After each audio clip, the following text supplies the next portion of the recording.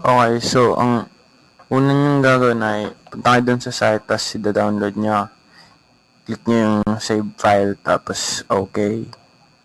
Tapos, antayin nyo lang matapos yung download. Madali lang naman yun.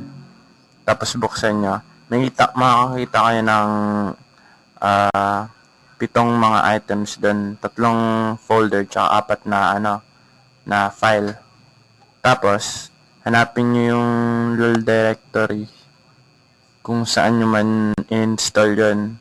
Makikita nyo yung pangalan, Garena LOL PH. Tapos, punta kayo sa game data. Tapos, punta kayo sa apps. Sa loob ng game data, may apps. Tapos, click nyo yun.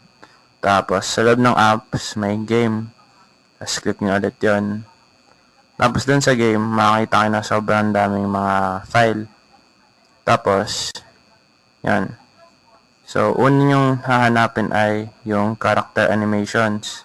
Character animations ang pangalan. Open nyo, tapos hanapin nyo yung Caitlyn. Caitlyn lang.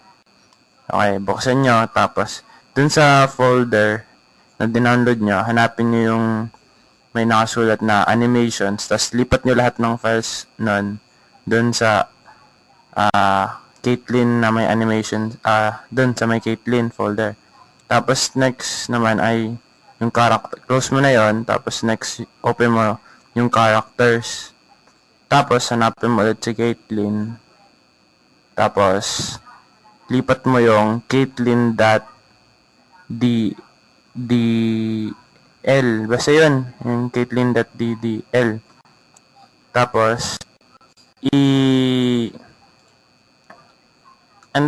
pala DDL, SKL. Yun. Tapos, lipat mo dun sa may i-replace mo yung file na yun. Tapos, buksan mo yung close mo na yan, tapos buksan mo yung character skins. Tapos hanapin mo ulit yung Caitlyn. Tapos ilipat mo yung Caitlyn.skn. Palitan mo yung dun sa may Caitlyn. Tapos character textures ka naman. Tapos copy mo na lang lahat ng naiwang mga file dun sa character textures. Tapos yun na yan. Close mo lang lahat ng window, tapos subukan, i-try mo na lang sa may launcher.